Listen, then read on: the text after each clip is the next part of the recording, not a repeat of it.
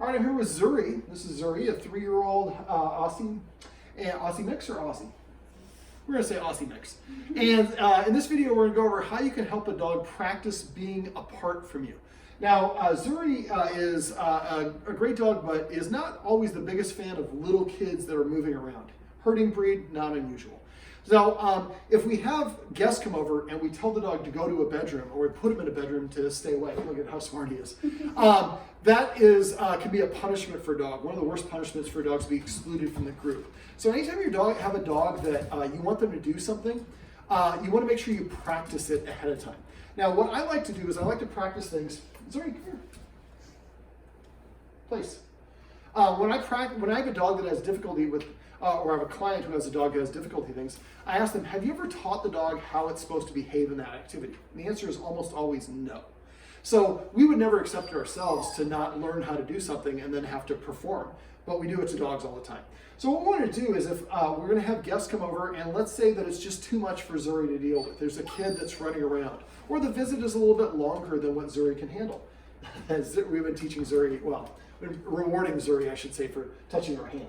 And so basically, if it gets overwhelming, we tell the dog to go away, they look at it as a negative. So what we're going to do is we're going to break this activity in small individual steps. First thing you want to do is make it the easiest version of the activity. And I'm going to talk about how you can do this by putting the dog in a bedroom now, but you can do this for any activity, whether it's having a dog watch a skateboard sit at a door while you open it, or whatever the case may be. So what we're going to do in a second is I'm going to go up to the bedroom and I'm actually going to coach the guardian through doing this, because Zuri is a little bit not super comfortable at guests going upstairs, probably because hasn't had a lot of guests since you guys moved in. It's been pretty much coronavirus. So, but if this is what I mean about the easiest version, if we have guests come over and then have the dog go in there and it's by itself, that's a really difficult situation. So now when there's only a couple people here that he's probably pretty comfortable with, because we've both given him a lot of treats, and so he's going to probably feel comfortable with the guardian as opposed to with me. So what we're going to do is we're going to walk upstairs, and we're going to kind of walk through it. And I'm going to kind of direct, I guess, and we'll walk through how we can help your dog practice being alone. So go ahead and call him. Zuri?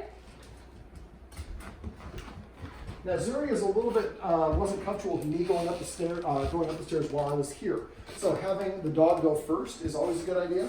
Always getting the dog to do the work, come on up, is always ideal. You don't want to force a dog or take away a dog's free will. We always want to create a situation where the dog wants to do it. All right, so Laura, I'm going to have you come in, and if you could stand over there by that window, and you're going to stay right over here. Okay. All right. Bye-bye. So, there we go. All right, so basically we've got a little dog bed in the room. What I'm going to have the guardian do is she's going to walk over here to the doorway, and we're just going to see how he's doing. All right, so he got up and walked after. So let's go back over there. Go to your place.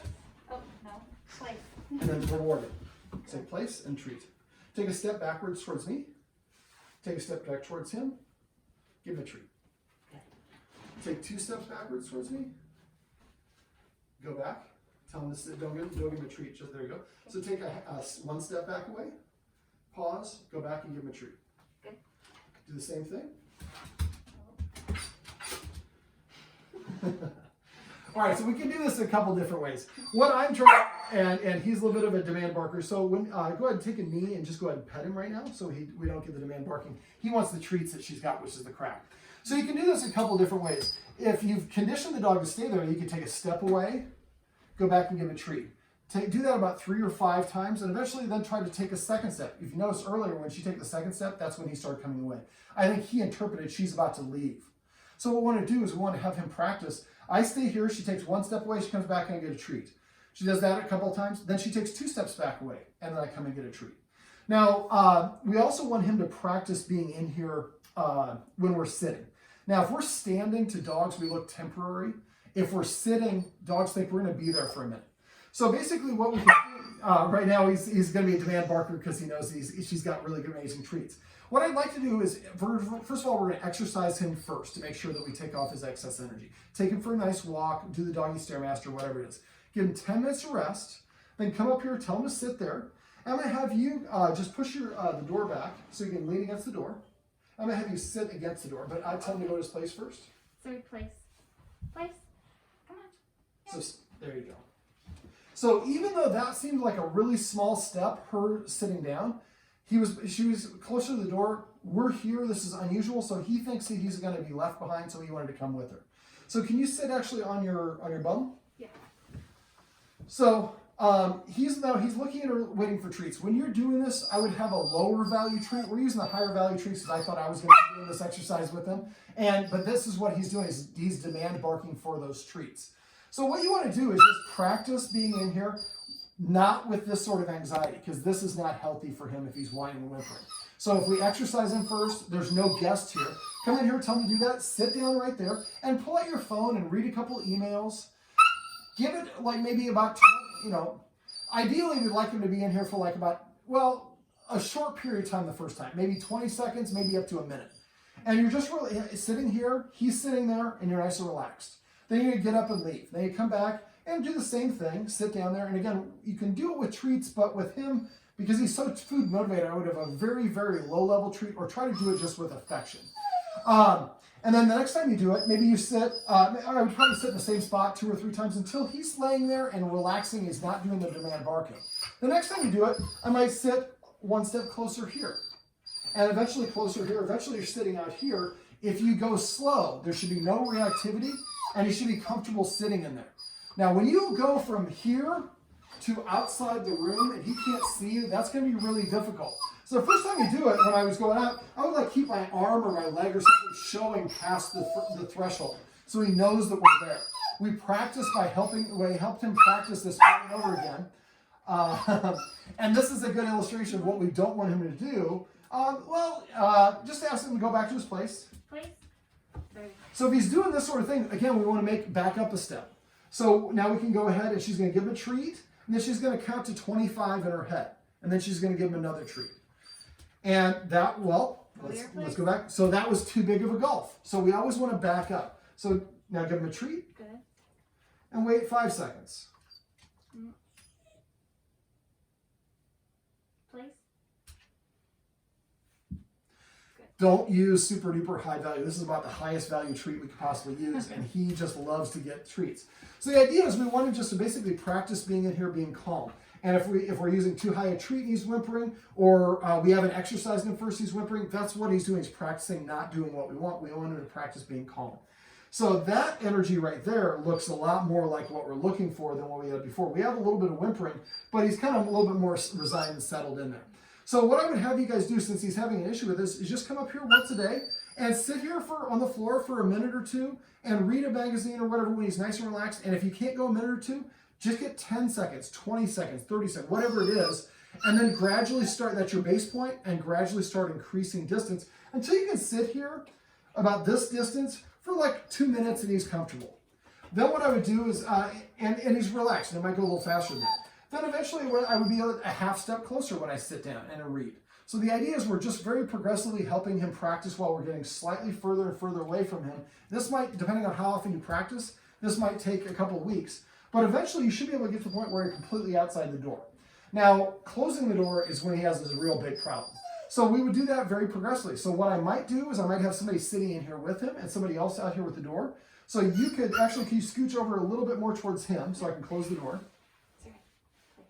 Now, at first, this is the person he wants to, he doesn't really care if I leave. So, and I'm going to be COVID friendly and cover up my hand. So go ahead and before you give him a treat, I want to close the door, and then you're going to give him a treat. So tell him to place. Place.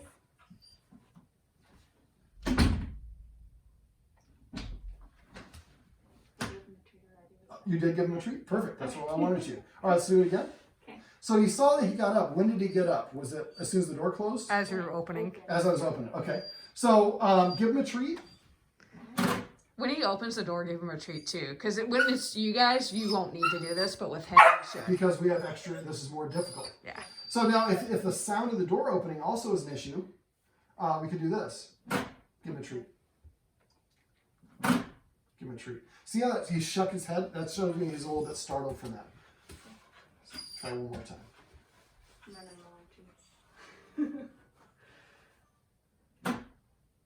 So I made the sound a little bit less intense.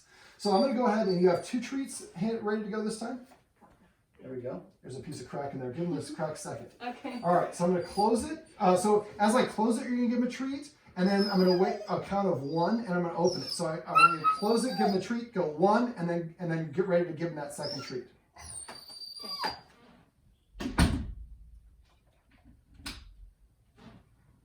So this time we were able to keep him here. So again, we want to make the steps small and easy to digest.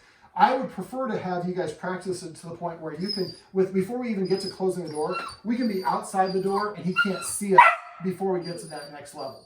And then at that point, we could do the closing the door. We could have one person in here, or you could be in here, close the door, open it back up, give him a treat. And if closing it all the way is too much for him, you might just close it. I keep on forgetting. So you might only close it this much and then give him a treat. And then this much and then give him a treat. So that the action precedes him getting a reward. Eventually you get to the point where you're closing it, but you're right here. So he doesn't really particularly care that the door is closed. So I do that, and then you can eventually do a couple here, then step outside the door, close it, turn around, come right back in and give him a treat. Next time, it is provided he stays seated. And if you have a security camera or something like that, that makes it easy so you can see. But the idea is to help him practice being in here, being calm, while we move closer away from the door, and eventually start closing the door, closing and opening the door. And at the sound of it, then we use the sound, a low level of sound, he gets a treat. A little bit more, a little bit more, a little bit more, till it's the real deal. Does he know a stay? Sort of, yeah. That would be no. Stay usually means to me, I'm going to stay until I hear the release word. So you could have him also practice staying, and then stay, and then take a step back here, give him a treat, and gradually work your way back and forth without closing the door. Again, the idea is having him practice being in the room nice and calm. But the idea is we don't want to put him in here and then close the door and go downstairs, because he's going to do a lot, this like times 100.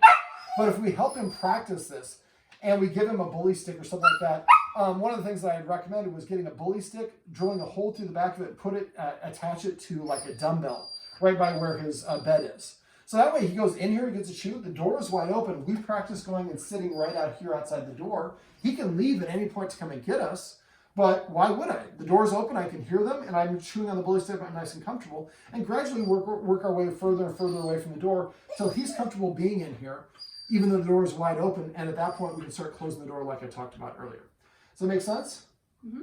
All right, well this is Zuri, looking very much like he's ready to get the next treat. These are some tricks you can use if you have a dog that has problems being alone.